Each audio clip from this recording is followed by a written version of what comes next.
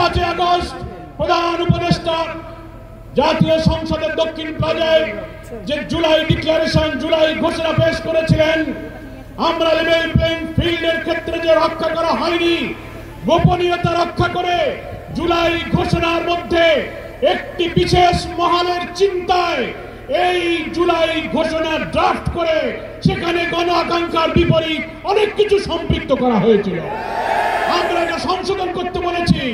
তার 25 নম্বর অনুচ্ছেদে বলা হয়েছিল এর পরবর্তী সরকার এসে সংবিধানে এই সংস্কার এবং জুলাই সনদ বাস্তবায়ন করবে। এটা গণ আকাঙ্ক্ষা নয়। আমরা বলেছি এই ইলেকশনের আগেই আইনি ভিত্তি দিতে হবে এবং নায়াসিনামাইড ও স্যালিসাইলিক সমৃদ্ধ লিলি ফেস ওয়াশ যা ফেসের ডেড স্কিন সেল দূর করে দেয় দ্বিগুণ ফাস্টার ব্রাইটেনিং। এই 84টি সাংবিধানিক এবং রাজনৈতিক নানান সংস্কার আমরা এই ঐক্যমত্য পোষণ করেছি। আরো 20টির মধ্যে প্রায় 8টি নোট অফ ডিসেন্ট যারা দিয়েছেন, বাকি যে আমরা একমত হয়েছি এই সংস্কারের বিষয়গুলোকে জুলাই সনদে অন্তর্ভুক্ত করে এটাকে কনস্টিটিউশন অর্ডার, সংবিধান আদেশ দিয়ে এবং গণভোটের মাধ্যমে নির্বাচনের আগেই আইনি ভিত্তি দিতে হবে। তা না হলে দেশ একটি মহা দুর্যোগের দিকে পড়ে যেতে পারে। আমি প্রধান উপদেষ্টার কাছে বিনয়ের সাথে নিবেদন করে দিও, আপনি এই দক্ষিণ প্লাজা জাতীয় সংসদে জুলাই ঘোষণার দিনও লিখিত অঙ্গীকার করেছেন যে আমরা বিদ্যমান রাষ্ট্র কাঠামোকে সব জায়গায় সংস্কার করব। কই আজকে যারা বলছেন নির্বাচিত পরের সরকার এসে সেটা সংস্কার করবে, তার অর্থ হলো এই দলেরই বড় স্থায়ী কমিটির নেতারা বক্তৃতায় বলছেন এখন আপনারা যত আইন সংস্কার করেন, যত কিছু বানান না কেন, আমরা ক্ষমতায় গিয়ে তা মুছে দেব। এখনই তাই যদি বলতে পারে তো আগামীতে কারা ক্ষমতায় যাবে না জানি না, কিন্তু তাদের ইচ্ছার মধ্যে কিন্তু দুরভিসন্ধি আছে। তাই এখন যেহেতু অন্তর্বর্তীকালীন নির্দলীয় সরকার, এটাই হচ্ছে জুলাই সনদের একটা জাতীয় ভিত্তি, সাংবিধানিক ভিত্তি, আইনি ভিত্তি দেওয়ার সবচেয়ে উপযুক্ত নিরাপদ সময়। সেজন্য কোনো তালবাহানা না করে আমরা ঐক্যমত্য কমিশনকে এবং সরকারকে, যেহেতু সরকার প্রধানই হচ্ছে ঐক্যমত্য কমিশনের প্রধান, আপনি সকলকে ডাকুন। কোন সংকট তৈরি না করে আপনি কনস্টিটিউশন অর্ডারের মধ্য দিয়ে, একটা রেফারেন্ডামের মধ্য দিয়ে, এখনো সময় আছে, আপনি ইলেকশন এই সনদের ভিত্তিতে নির্বাচন করুন। কেউ কেউ বলছেন না এটা করা যাবে না। অনেক সাংবিধানিক মেজর ইস্যুতে যে ভিন্ন মতগুলো রয়েছে, আমরা প্রস্তাবে ঐক্যমত্য কমিশনে বলেছেন প্রধানমন্ত্রী পরপর 2 বার ক্ষমতায় থাকতে পারবে না, জুডিশিয়ারিতে প্রধানমন্ত্রীর ইচ্ছায় নিয়োগ হবে না, সাংবিধানিক পদগুলোতে নিয়োগ হবে না, সেপারেট অ্যাপয়েন্টিং অথরিটি হবে।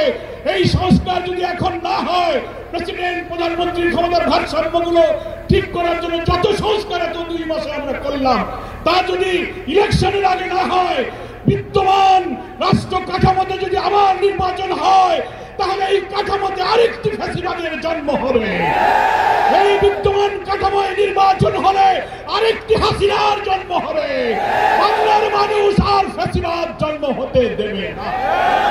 সেই জন্য লেভেল প্লেইং ফিল্ড আপনারা মেনটেন করতে পারছেন না। জুলাই সনদের আইনি ভিত্তি দিন, কনস্টিটিউশন অর্ডার জারি করুন, গণভোট দিন, ফ্যাসিবাদের দোষরদের রাজনীতি অকার্যকর করে তাদের কার্যক্রম স্থগিত করুন এবং আপনারা নির্বাচনের পূর্বে প্রতিশ্রুতি দিয়েছিলেন ভিন্ন মানবতা বিরোধী অপরাধের অপরাধীদেরকে দৃশ্যমান বিচার এই নির্বাচনের আগেই জাতির সামনে দেখাতে হবে।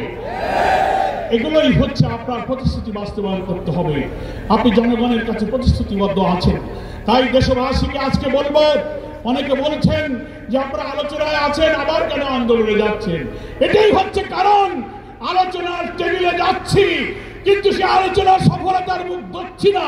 মনে হয় কোন চাপের মধ্যে পড়ে সরকার একটি সমান্তরের ফাঁকির দিকে যাচ্ছে। তাই আমাদের আন্দোলনের কর্মসূচি আমরা আজকে যেমন রাজধানীতে করছি, আগামীকাল সকল বিভাগীয় সদরে হবে, 26 তারিখে জেলা উপজেলায় হবে।